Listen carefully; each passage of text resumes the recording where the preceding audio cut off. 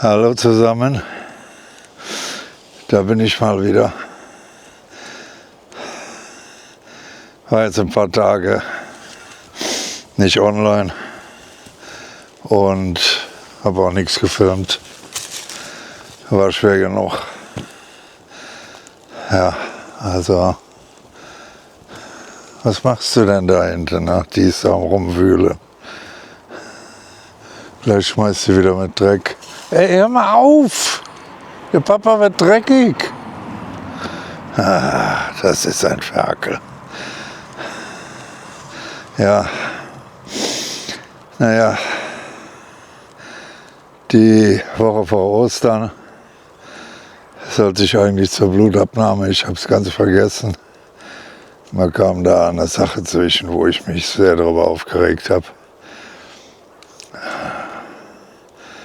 Und ich hatte eine Freundin, langjährige Freundin, die ich über 40 Jahre kenne, um Unterstützung gebeten. Ich habe sie gebeten, nicht zu saufen, wegen meinem Zustand. Denn ich bin schließlich der krank ist. Aber das war nix. Sie sollte mich auch begleiten mit Thor. Sie sollte auch gucken, dass ich meine Hunde irgendwo unterbekomme. Nichts. Jetzt die ganze Woche bei mir nicht gemeldet. Und dann Ostern habe ich ihr eine bitterböse Nachricht geschrieben und den Kontakt abgebrochen sofort. Ja, meine anderen Freunde, Bekannten, die sind alle krank. Mein bester Freund, der kann nicht kommen. Und der hat die Knie kaputt, der war auf einer OP. Ja, und sie wollte hier in Imatra sein. Ihr Sohn, der wohnt 10 Kilometer entfernt. Sie ist dann einmal im Monat hier und dann ab zu Lidl besaufen. Ja, Bier holen, besaufen, 3 Tage stramm. Naja, gut, hat sich jetzt erledigt, das Thema. Dadurch habe ich natürlich einige Termine vergessen. Und Ostern habe ich dann gesehen, dass es Thor immer schlechter ging. Ja. Und den Dienstag nach Ostern habe ich dann morgens den Tierarzt angerufen.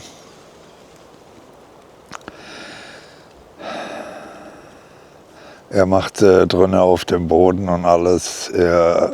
Sein Darm, der funktionierte gar nicht mehr. Er war immer sehr erschrocken, wenn er aufstand und wenn ich das dann wegmachte. Er hat sich so geschämt. Ich habe ihn dann im Arm genommen.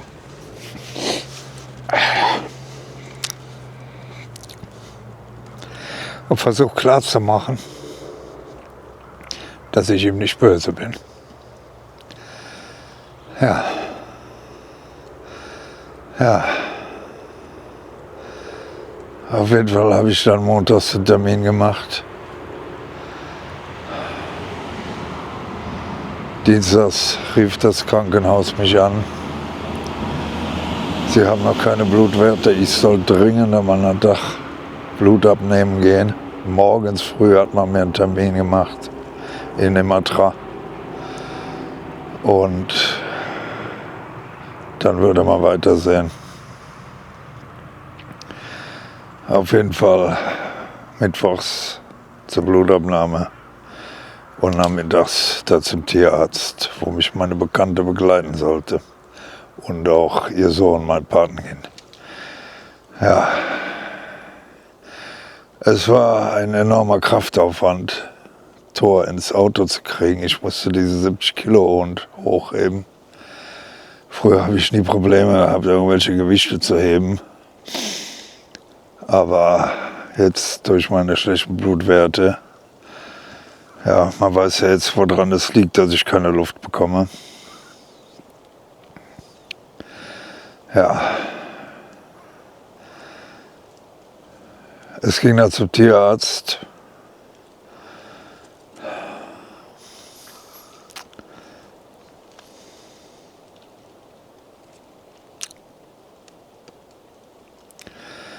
Und wir kamen alleine zurück. Gerda hat das Ganze überhaupt nicht so kapiert, was los war. Erst abends, das Tor liegt normalerweise im Garten den ganzen Tag über, bei so einem Wetter, da hältst du den überhaupt nicht drin. Ne? Ja, und er kommt dann abends zum Essen rein, da macht er sich bemerkbar, machte. Und dann abends um 9 Uhr ebenso steht er vor der Tür und stand er vor der Tür. Er hat sich bemerkbar gemacht. Ja, Gerda ist dann noch mal raus um 9 zu pinkeln. Hat ihn die ganze Zeit im Garten gesucht, nicht gefunden.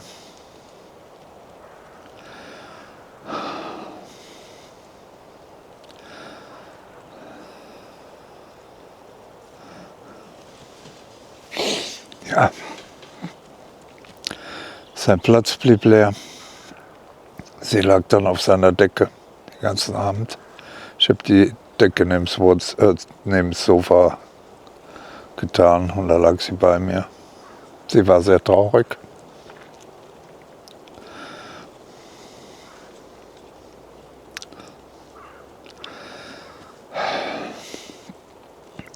Sie hat getrauert, sie hat geweint. Hunde können auch weinen, denn dann wurde es ihr alles bewusst, was war. Ja, am anderen Tag rief morgens das Krankenhaus an. Die erkundigten sich dann, wie das ist mit meinen Hunden. Und sagten, dass die Ergebnisse von der Blutuntersuchung da sind. Mein Hämoglobin hat sich noch weiter verschlechtert. Ich müsste sofort kommen. Man hat in 2 Tagen einen Termin gemacht. Es gibt im Krankenhaus eine Station für Infusionen und für Dialyse, sowas, extra eine Abteilung. Und dann bin ich am Freitag dann dahin.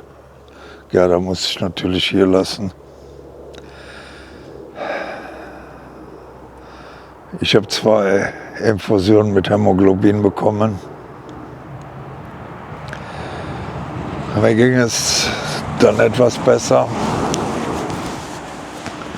Oh, die Sonne brennt ohne Ende. Ja, ich habe gedacht, jetzt bekomme ich wieder Luft, kann mit Gerda endlich wieder lange laufen. Aber das war nur vorübergehend. Bis zum Auto waren es 100 Meter, konnte ich sehr gut laufen. Es war eine Steigung, ohne Probleme alles. Aber wie ich zu Hause ankam, war es alles wieder vorbei. Durch die Infusionen ist das Hämoglobin um 20% gestiegen. Und ja, ich weiß natürlich nicht, wie es jetzt ist. Das werden wir morgen sehen. Morgens noch eine Blutabnahme. Die Ergebnisse von Helsinki waren noch nicht da. Die werden wohl jetzt am Anfang der Woche kommen.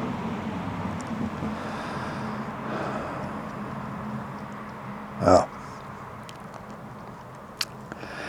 Ja. Und jetzt suche ich für Gerda ein neues Zuhause.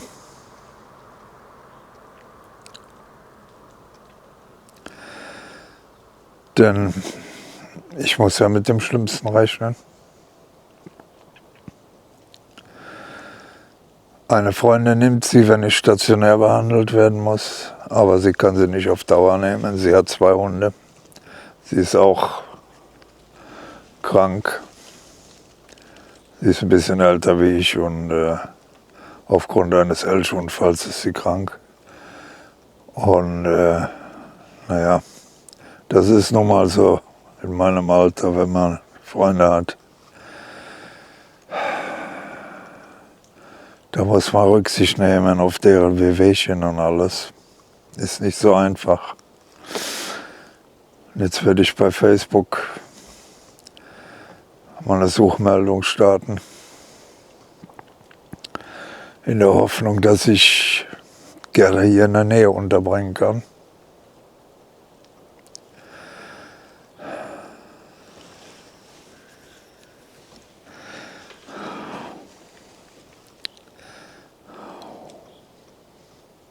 Dass ich sie noch sehen kann.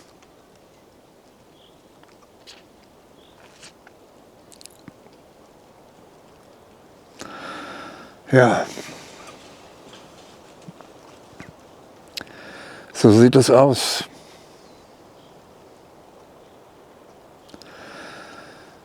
Diese Krankheit ist zerstörerisch. Ich muss noch ein paar Anrufe tätigen. Ich habe viele Sachen, die ich nicht stehen lassen möchte, die ich verschenken will. Mal schauen. Mal schauen, wie es wird.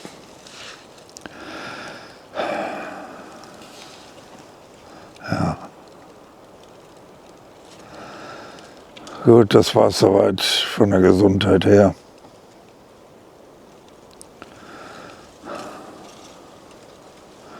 Wir haben jetzt die ganzen Tage schon so ein schönes Wetter. Die Nachbarn haben alle ihre Gärten schon auf Vordermann gebracht und ich schaffe es nicht. Kotzt mich ehrlich gesagt an. Ich kann nicht viel machen. Ich habe hier ein bisschen die Hundekacke zusammengesammelt. Thor hatte immer seine Ecke, aber Gerda, die machte dahin, wo Platz war. Aber das ist alles schwer, wenn man keine Luft bekommt. Die ersten Knospen sind an den Bäumen, aber es fehlt ein bisschen Regen, damit die aufgehen.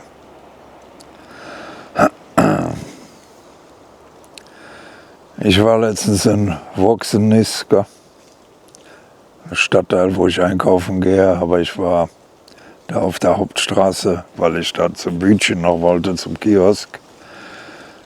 Und wenn ihr mein Video geschaut habt vom letzten Jahr, ich glaube im August, mit der Grenzschließung und das, und ihr habt gesehen, wie viele Geschäfte da leer stehen, da kann ich euch sagen, es sind noch mehr geworden. Die ganze Straße, alles zu. Ja, ich war auch in Imatra, kurz in der Fußgängerzone, da war kein Mensch. Ja, ich habe es wenigstens letztes Wochenende mal zum Friseur geschafft. Am Samstagnachmittag, beste Verkaufszeit früher, beste Touristenzeit, da war kein Mensch zu sehen, nichts. Gaststätten leer, Fußgängerzone leer. Unglaublich. Ja. Wisst ihr eigentlich, dass hier in Finnland 4 oder 5 Drohnen abgestürzt sind? Schon vor 2 Wochen. Ich habe das gar nicht erwähnt. Die erste war in Kouvola, die zweite in Luumäki und dann 2 weitere in Parikkala. Parikkala ist hier hinter mir in der Richtung 30 Kilometer, also direkt um die Ecke. Und die erste wurde dort gefunden, die lag auf dem Eis. Und die zweite weiß ich jetzt gar nicht, auf dem Feld abgestürzt. Herkunft Ukraine. Aber das sind die Art von Drohnen. Ich verfolge ja auf YouTube Militärkanäle. Ich bin ja bestens informiert, wie alles läuft, was für Waffensysteme und das alles alle Parteien haben, egal ob das jetzt Ukraine ist oder Russland oder Iran, Amerika. Ja,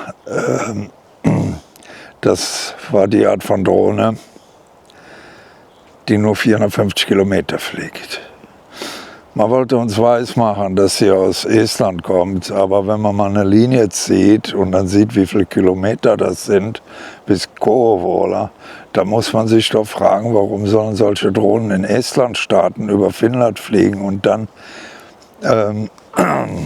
über Kouvola nach Russland. Das wären von der Reichweite schon 200 Kilometer verschenkt. Man hat natürlich die Vermutung jetzt, dass sie hier in Finnland gestartet worden sind. Und das wäre natürlich fatal, wenn es so wäre. Denn dann hätte Russland wirklich einen Grund anzugreifen. Wir sind da Kriegspartei. Und ich hab's ja nicht weit bis zur Grenze. Ja, das sind nur ein paar Kilometer. Ja. Ich lebe hier schon in dem Bereich, wo man mit der Drohne nicht mehr fliegen darf. Ja, das wäre schon der Hammer. Ja. Und ehrlich gesagt kann ich die Leute nicht verstehen, die laufen rum erzählen, Russland würde angreifen, würde Europa angreifen. Denn wenn man mal ein bisschen klarer denkt, da würde man sich fragen, warum? Was will man mit den europäischen Ländern? Was will ein Land wie Russland? In der EU sind mittlerweile 50 Millionen Flüchtlinge. Anfang 2000 waren es 500.000. Auf jeden Fall Islamisten und das alles. Und außerdem sind die ganzen Länder, die gehen am Stock. Finnland ist pleite. Ja, was will man mit solchen Ländern? Die Frage sollte man sich mal stellen. Denn Bodenschätze gibt es hier nicht viel. Hier in Lappland ein bisschen, aber das ist wirklich sowas nicht wert. Das ist kein Krieg wert. Ja. Naja, gut. Ich schaue viel Wirtschaftsnachrichten und, wie ich schon sagte, Militärkanäle und Politik.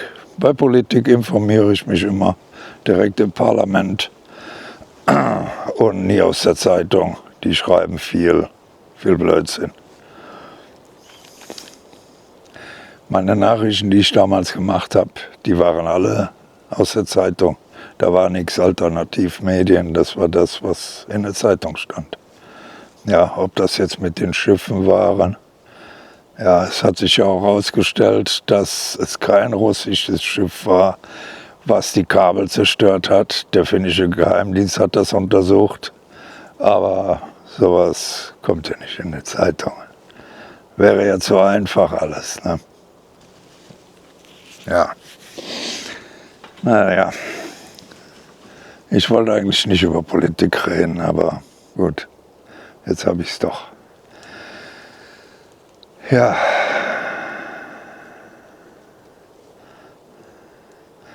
Jetzt warte ich ab, was nächste Woche kommt mit der Untersuchung. Und dann werden wir mal weitersehen. Wichtig ist für mich erstmal, dass ich für Gerda einen Platz bekomme, irgendwo. Bei lieben Menschen. Der Kleine.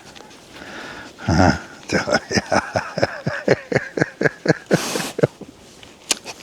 So.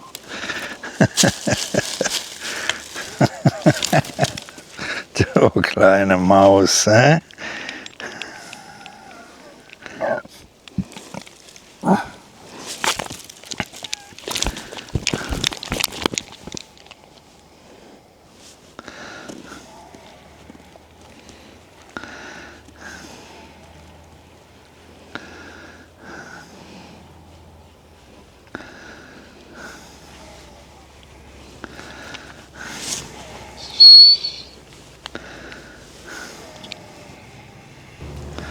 Naja gut, ich wollte mich nur kurz melden.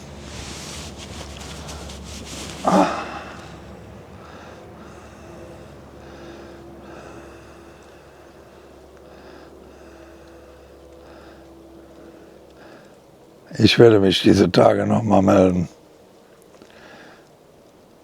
Passt auf euch auf, bleibt gesund, bleibt munter. Ich wünsche euch alles Gute. Hey, hey.